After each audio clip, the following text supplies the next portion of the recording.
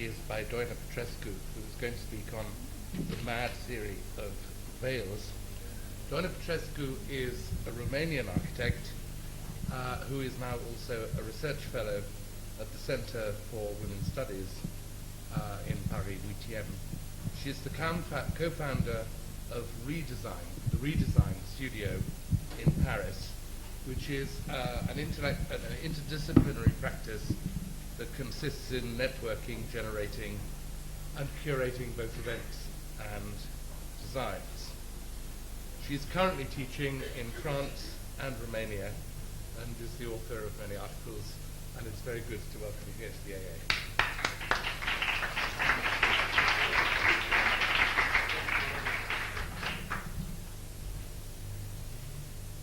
I'm sorry, I will need one moment to inform myself.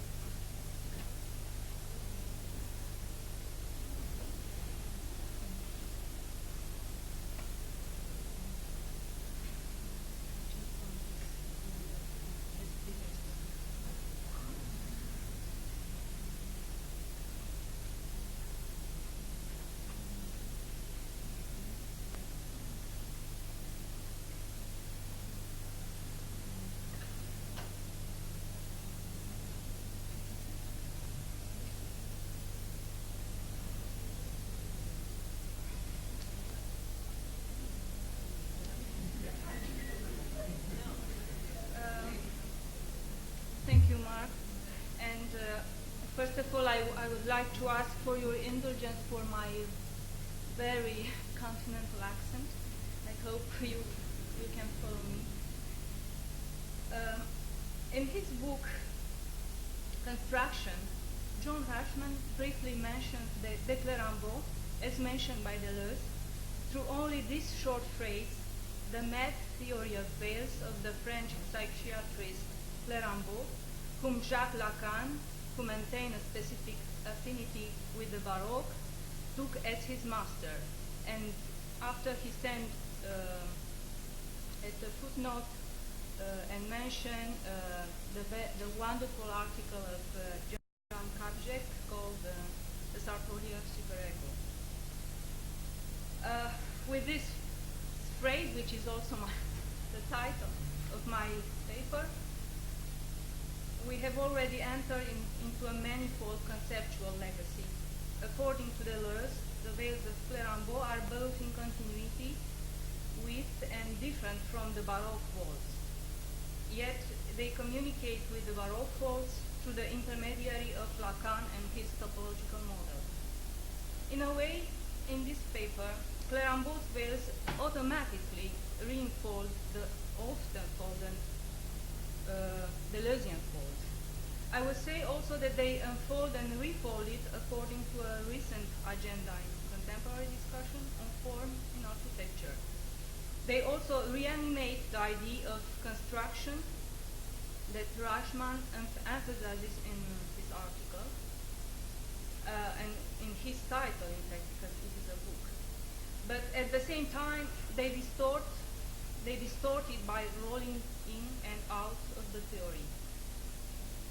A draft costume must be defined by the scheme of its construction, is the phrase which opens the Clérambault's 1924 classification of draft costume, classification des costumes drapés.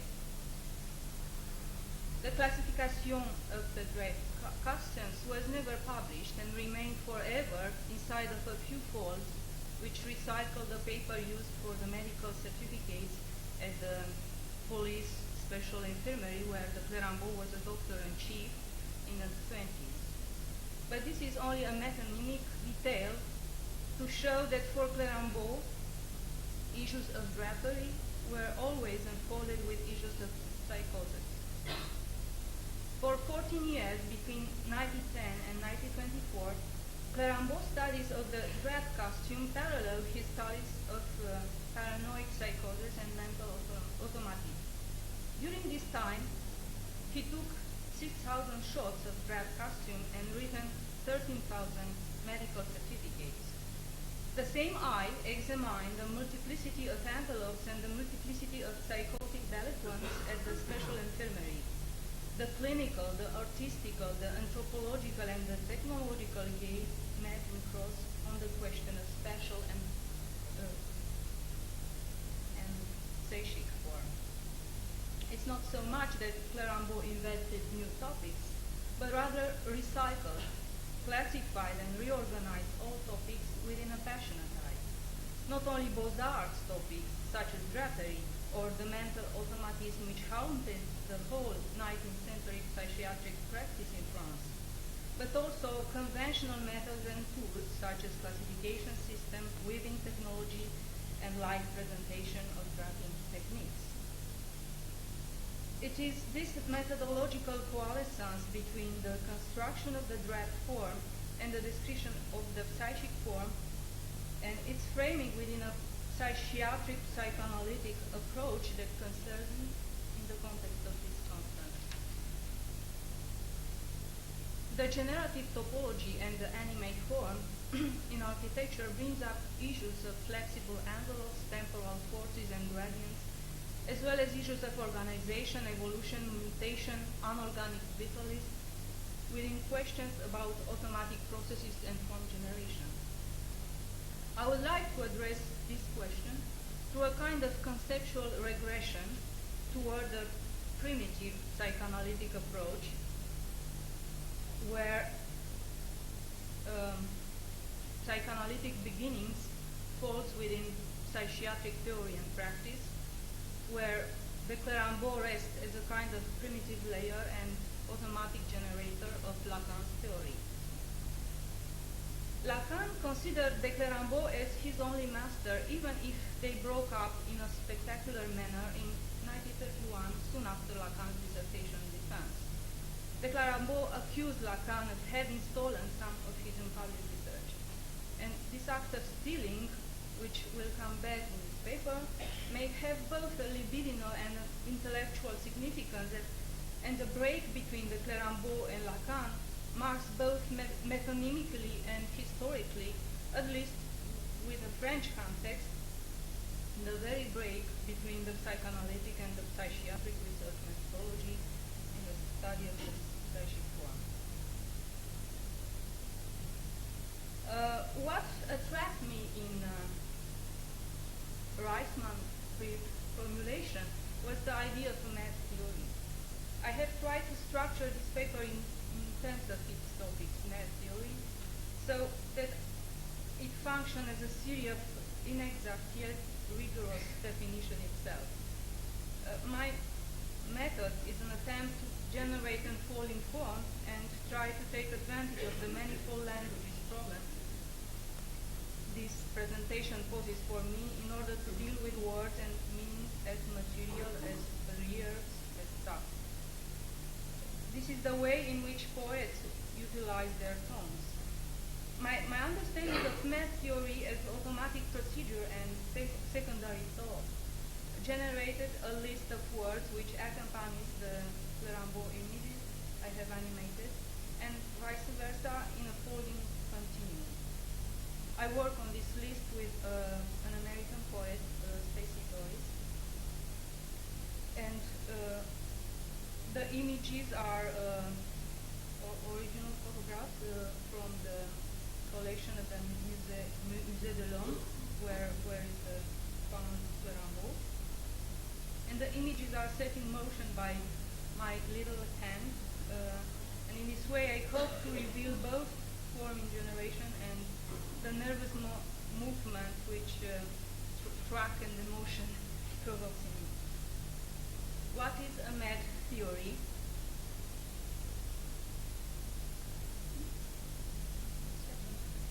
Sorry.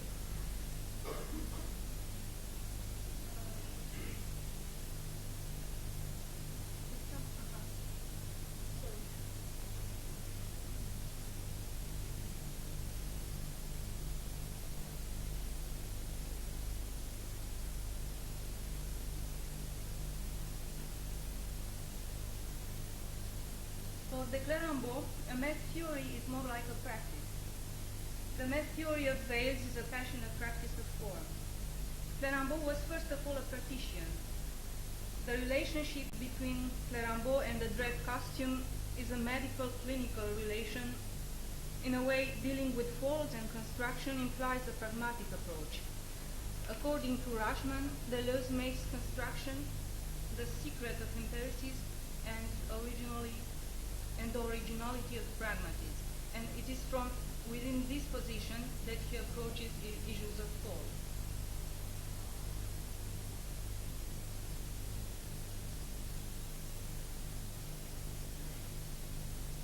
Clérambault declared that his medical position allowed him to establish relationship with the Arab women and enabled him to document the construction of the draped costume. Women revealed their knowledge because he was a doctor, a caretaker, and a representative from within the institution of knowledge.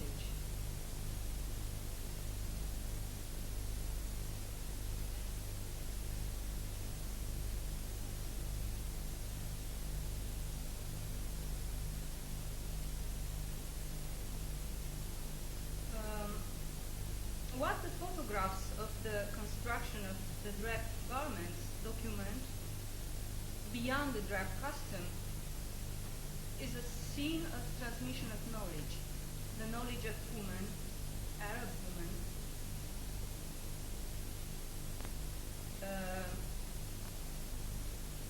It's unveiled and revealed in this veiling, not through unveiling, but through the techniques of the veiling itself. A reveal of the symbolic, reversal of the symbolic sense of truth with the Western metaphysics. This knowledge of woman is a knowledge of forms, the skills of constructing a form without seeing it or oneself, without narcissistic identification, without a necessary coalescence between seeing and knowing, between var and savoir. What does knowing mean in this case? Is it not a revelation, but a knowing which is spatial, corporeal, sensual, based on a repetitive, reiterative technique? What which is unveiled beyond all knowing is the space of rubbing between the body and the form under construction, and maybe also a representation of what constitutes a kind of feminine jouissance with the generation of form. In fact, Clérambault was known as a Greek diagnostician, whose art was to provoke the relevant symptom in a psychotic passion. The passion of form was doubled by the art of provoking the symptom revelation. My concern with Clérambault's position and with a certain psychiatric approach in the study of form, in a way parallels what I could call a tendency of red Beaux-Artisation in architecture. What I qualify by this is the contemporary seduction with form and representation due to the advance in design technology. The only difference is that Beaux-Arts techniques are replaced by software. In France, the very first studies in psychiatry are intimately related to Beaux-Arts studies. From this point of view, Clérambault is not doing more than continuing a 19th century tradition. The art historian Georges Huberman has demonstrated how he calls the invention of history by Charcot partakes of an artistic undertaking.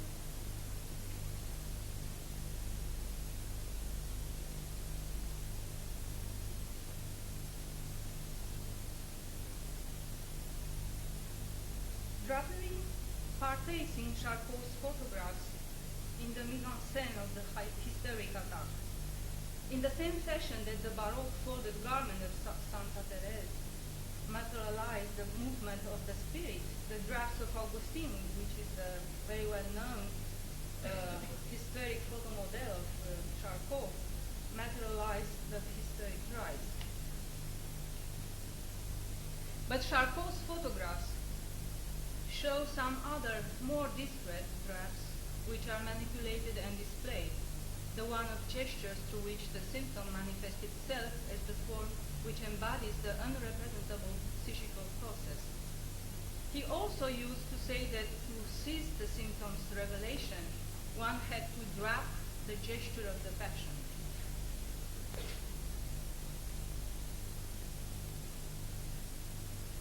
In the same way as Clérambault classifies faults, Charcot classifies the symptoms which are relevant for the hysteric typology. A group, I'm quoting, a group of interdependent symptoms, hierarchically disposed, classifiable into clearly defined categories, distinguishable by nature and by their combination from other related illness. Charcot's contribution is trying to dismiss the Briquet's celebre definition of history by which reformulates Gallian and Siderman definitions, a proteus that shows itself in 1,000 forms of which none can decide.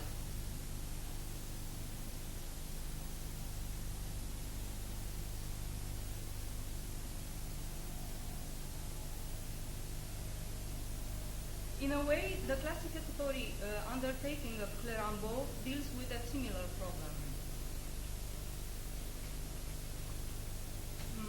Concerning the 1,000 form of the draped garments.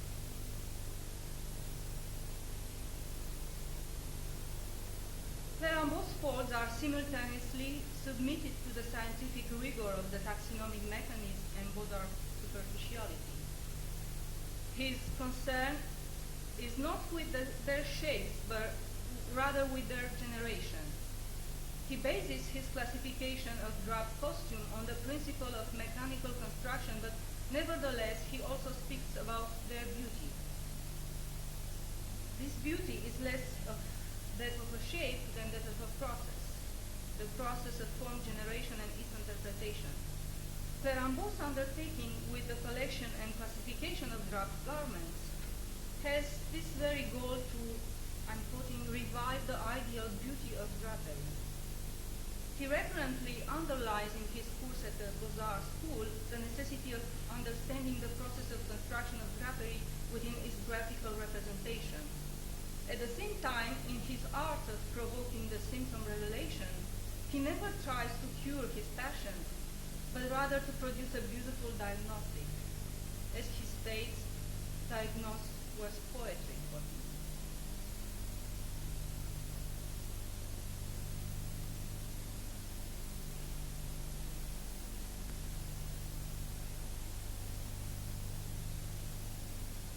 For Clérambault, the special infirmary wasn't place of cures, but one of diagnosis.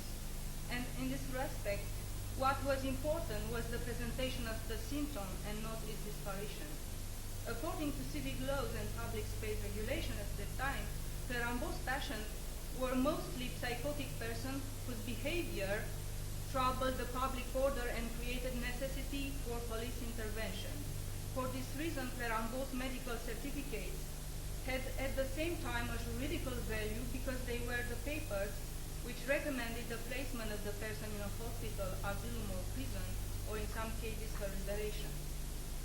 If Freud's passion were neurotic bourgeois, ill of language, Clérambault's passion are mainly ill of image, psychotic delinquents, drugs addicts, nymphomaniacs, kleptomaniacs. And this is the reason why in his psychiatric theory and in his theory of draped garments, Clérambault privileged image over language. The infirmary and the clinical experience were decisive in influencing Clérambault's very conception of symptoms. Without any intention to verify the symptom within a process of signification which can be exploited in an experience of the cured, Clérambault's theory tries rather, as the French psychoanalyst Georges Didran points out, to prove the absence of sense of the symptom.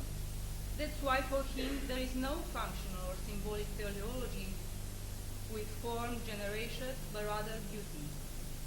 She's Augustine. I'm sure that you know.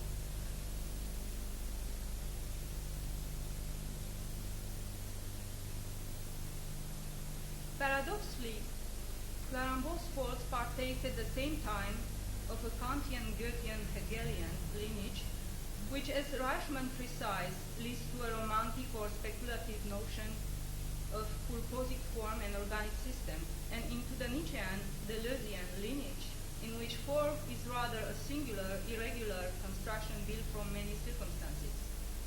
In this aesthetical comprehension of form as symptom, which is generated through a process without control, the outmoded psychiatric adventure seems more functional than the psychoanalytic approach, which, as Freud says, has nothing to say about aesthetics.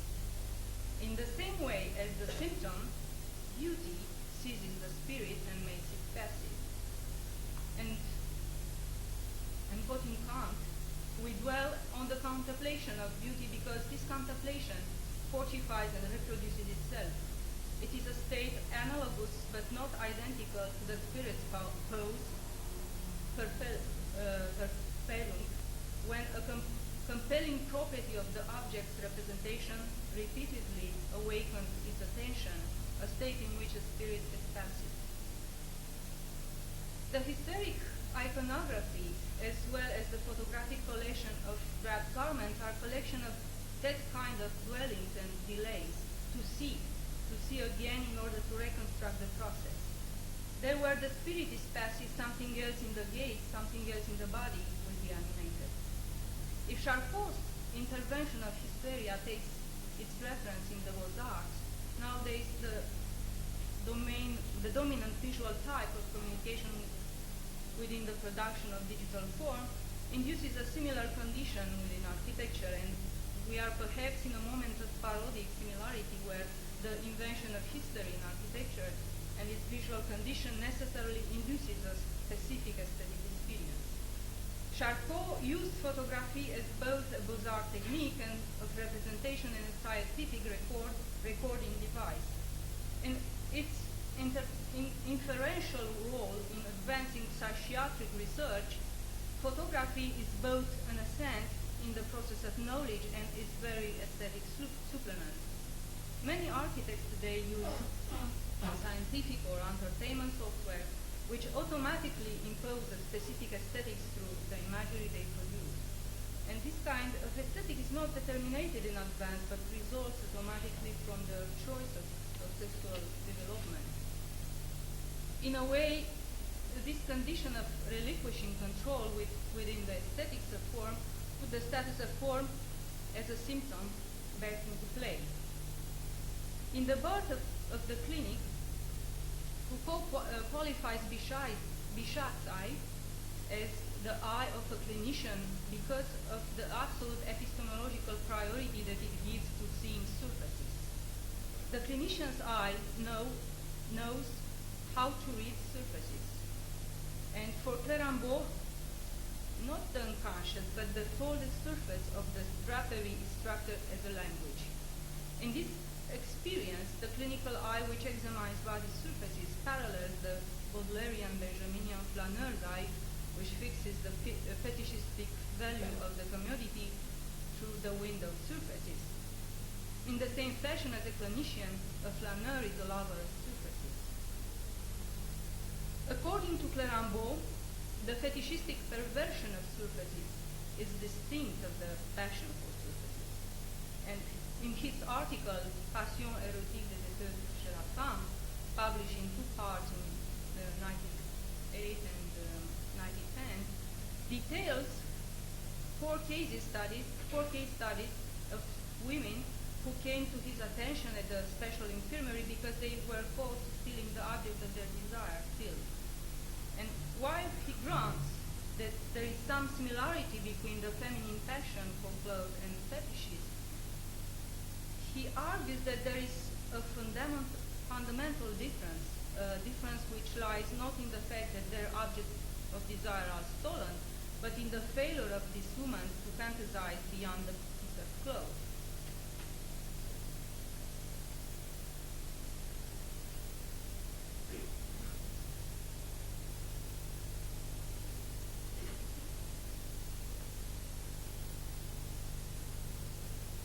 They masturbate with silk with no more reverie than a solitary gourmet savoring a delicate wine.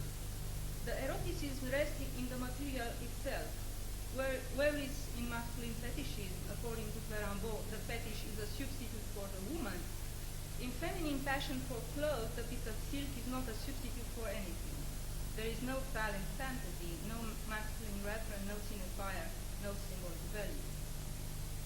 If the fetishistic attitude is characterized by a logic of fixation, feminine passion is all movement.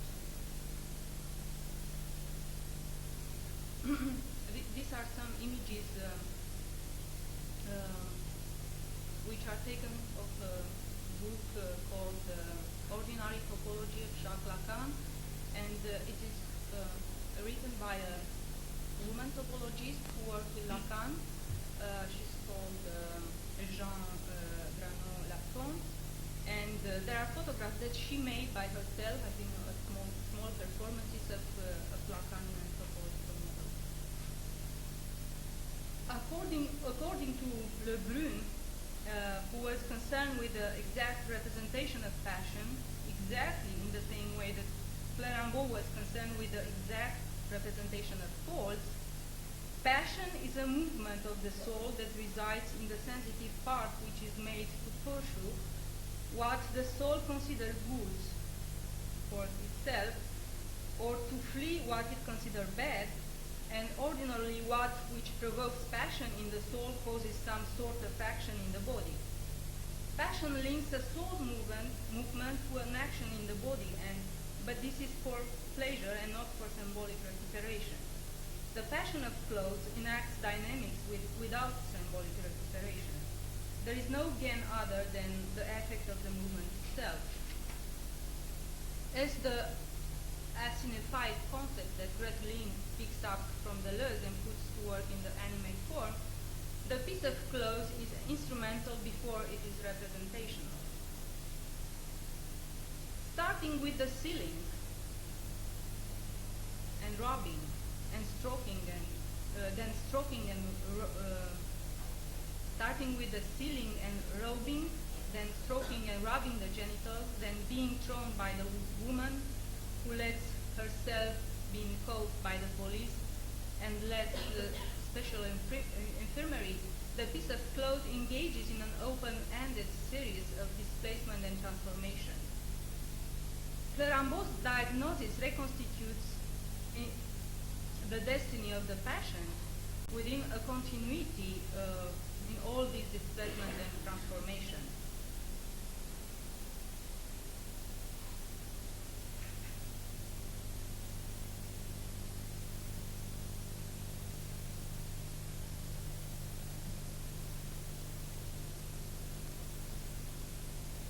The manipulation of clothes is at the same time an erotical and topological gesture which grabs the surface and takes it somewhere else, which continually displaces its symbolic function in trying to obtain more pleasure.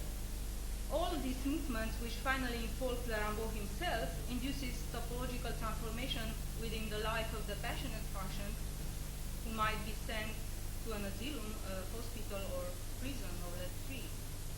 As Greglin says, the operation with the animate form defines form within an active space of force and motion. For the passionate woman, silk is more than a simply surface or material. It has the status of an animate form. It is literally animated. Within motion, silk brings emotion. All the passionate woman describe pleasure at the voice, the cry of silk. Marie D. I got married to have a beautiful black silk dress that held itself upright. Silk has a frou-frou, a quick that makes me calm. F. Satin doesn't attract me nor marceling. I like satin best. It's silkier and it cries. The touch of silk is good, but the rustle of silk is still better. It excites you. You feel wet. For me, no other orgasm can compare. This piece of cloth, manipulated with a feminine passion, established a metonymic continuity within Clérambault's whole practice and resumed the topological relation that he sets between the psychic and the spatial form. Clothes is at the same time object of feminine passion, material of wrapped garment, supporting the weaving cure, metaphor to explain hallucination and delirium formation. The principle of form generation within software such as Maya Clothes, Braille, Samadhi, and so on, is also the manipulation of surfaces. The use of this kind of software in architecture supposes the double gesture of epistemological robing and masturbatory rubbing. In a way, their topological manipulation partakes in the mechanics of jouissance, just as clothes partake in the feminine dashboard flow.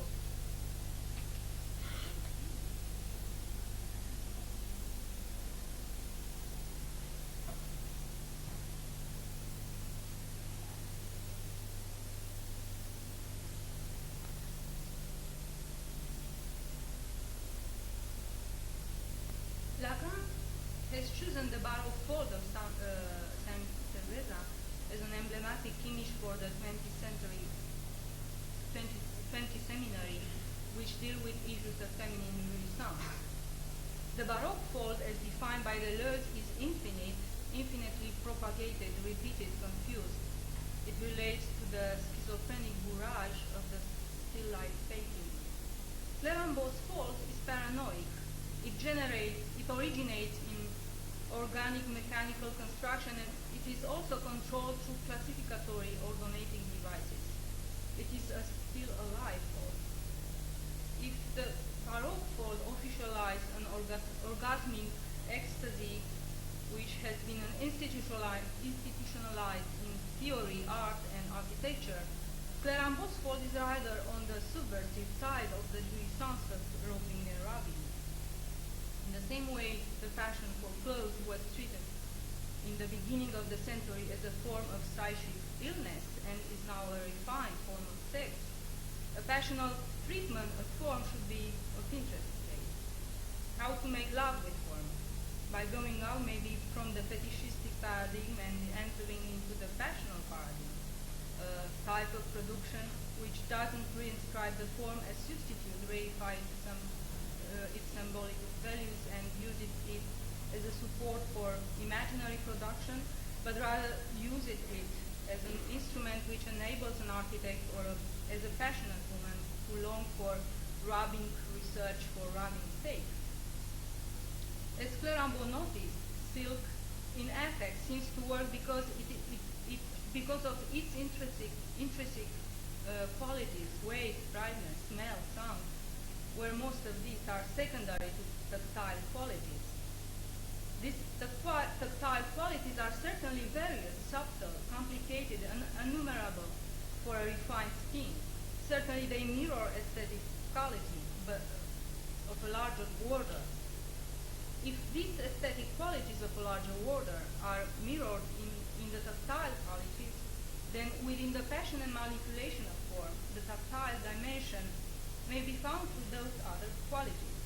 If the animate form develops a sensibility of micro and macro contextual specificity, the passionate form develops sensuality.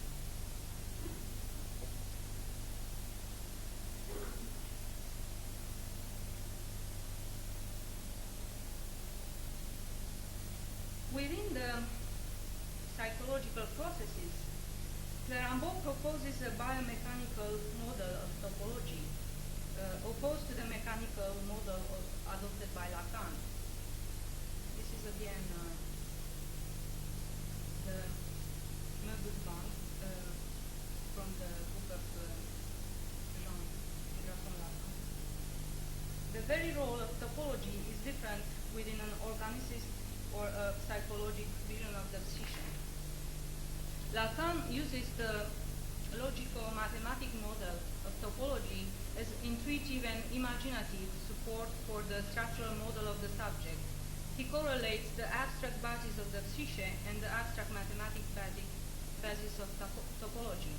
If Lacanian topological surfaces are structured by la coupure, the cut, for Clérambault it is exactly the absence of a cut which defines the draped garment. Clérambault's draped garments is a flexible surface which is deformed and transformed through temporal flows and forces. Lacan chooses to work with paradoxical topological surfaces, for example the Möbius band, which as a representant of the unrepresentable has the quality to resume the principle of the analytic act as a language act. It operates through the structure. For Lacan, la coupure is the act of interpretation through language, and it performs and makes visible the space of desire within the subject. The difference between Lacan and Clérambault is one between an interpretative topology and a generative topology.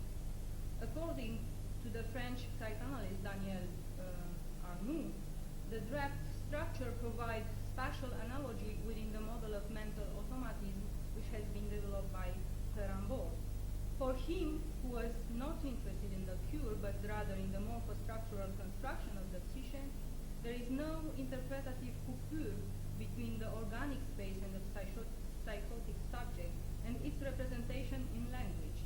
In the passional delirium, the subject describes exactly what he or she feels without interpretation. And this is the thesis of Clérambault. As the draft custom, whose structure consists only in one point of attachment, the passional delirium is based on a postulate which has a double affective ideational nature. If we remove, I'm quoting, if we remove the point of attachment, the delirium falls away like a veil. Or the model of mental automatism, which according to Clérambault is the receptacle of the inferior mechanism of thinking, the dread costume, whose construction resides only in a mechanism of gesture, it is a kind of primitive receptacle of the Occidental costume. Clérambault underlines the importance of initial and generating elements in the construction of delirium superstructure within the passional psychosis. He uses the same principle to classify the draft costume under the constructive criteria, starting with the point of attachment and the generative movement. The point of attachment is something close to the point of departure in the construction of the animate form, which, according to Ring, qualifies in the case of continuous series a beginning which is not an origin. It is here that Clérambault marks his original contribution within the theory of mental automatism and his, say, revolutive form within the study of the paranoid psychosis in the beginning of the century. I'm quoting, the core of this psychosis is automatism. Ideation is secondary. In this conception of the classical formula of psychosis is reversed. Thus the delirium of hallucinatory persecution does not derive from the idea of persecution. The idea of persecution does not create the hallucination create the idea of persecution.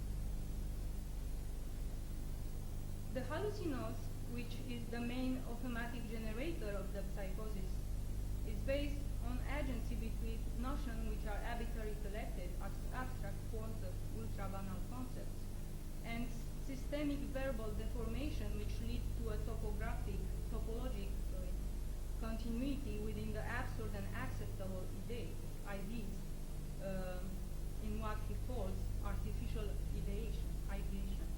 The artificial ideation functions like a draft language.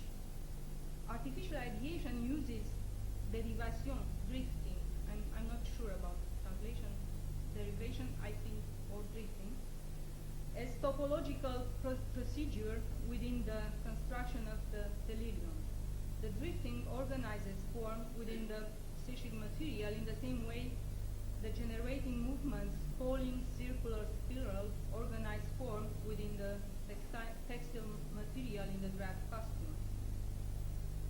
Drifting discovers, exaltates, and organizes, I'm quoting now, starting with an inferior level of affection and thinking.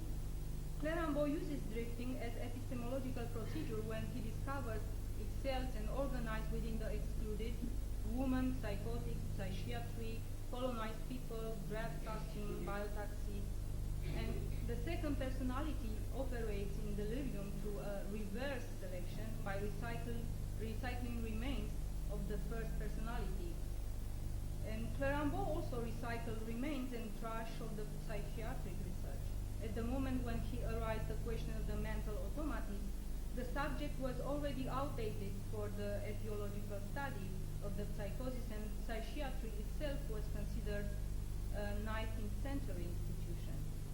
Drapery was an ancient Beaux-Arts subject, and the drab costume was marginalized in the history of the Occidental custom.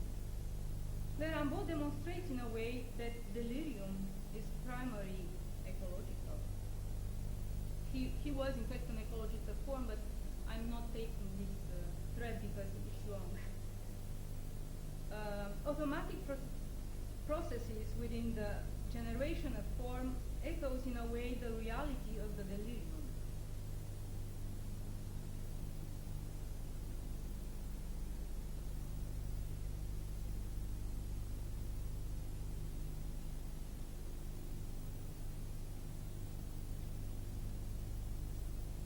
In the same way as the delirant, who according to Clérambault describes exactly what he feels without any interpretation, the computer does not interpret what it does.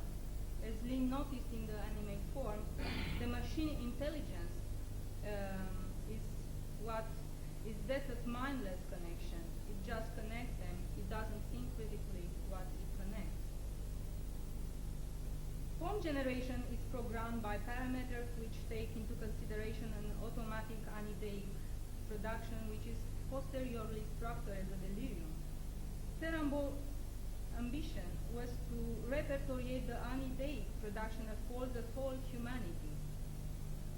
He doesn't interpret but collects, connects, organizes and orders them, and this is again a delirant undertaking. This is, I don't know if you know it, is the zoo of Vincennes, which has been built approximately at the same time that Clérambault's studies on the drab costume, and the author, which is a completely unknown architect and considered quite of vernacular, Daniel Lestron, has in a bit the same position as Clérambault in psychiatry, in architecture. This is a zoo of Vincennes, has been built approximately at the same time as Tecton's zoo in London, and you can evaluate also the difference of language. And again, I'm just showing this image for the coincidence and not taking the theoretical thread. For Clérambault, it is the mechanism that the essence of the psychosis resides and not in its organic origin. He underlined that it is the mechanism which is ill. The drab Carmen is not form as essence, but more a result within a constructing process. Draping, not drapery, in forms. Exactly in the same way that the study of psychosis doesn't search to curate, the classification of the drab garments doesn't search to ordinate knowledge for a future cultural exploration. It is the very construction of a dynamic structure which is the goal in itself. The synoptic framing of the drab garments and the photographs of Morocco constitute a software which generates form through a collection of samples and a user guide. Classification introduces with it the mechanical logics of construction a concrete logic, which manages the multiplicity of folds. In the same way that delirium acts as a manager of the automatic mental production, the generation of form in architecture is not merely inventive, creative process, but a data managing process. The automatic generation of form creates its own theory, maybe, a theory which doesn't initiate, but manages the unideic production of form.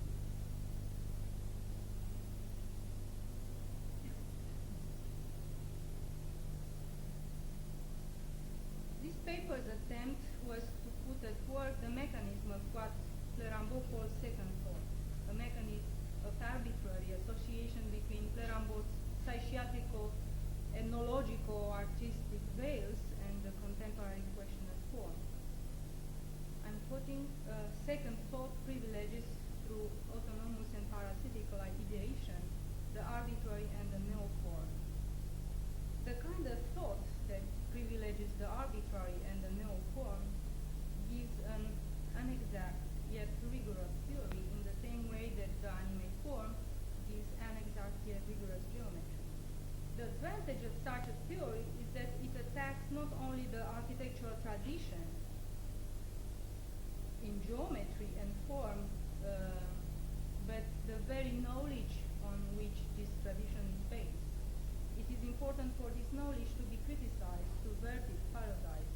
And it is important for this knowledge also to be attended with its primary automatic tautological level. And to leave the last word in Clérambault's mouth.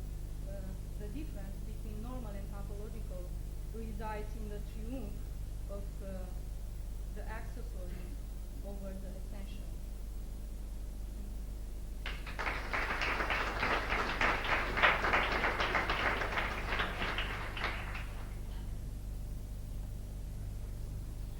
Sorry? Not especially.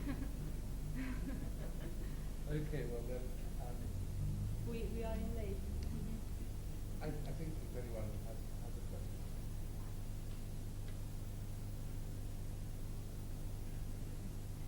I think, what time is it? I think if Sylvia's there, you might just be starting to talk.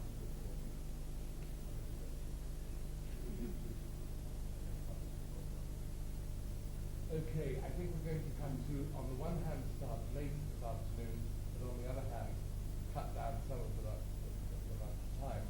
So if we could meet back here to start at 2:15, and in the meantime,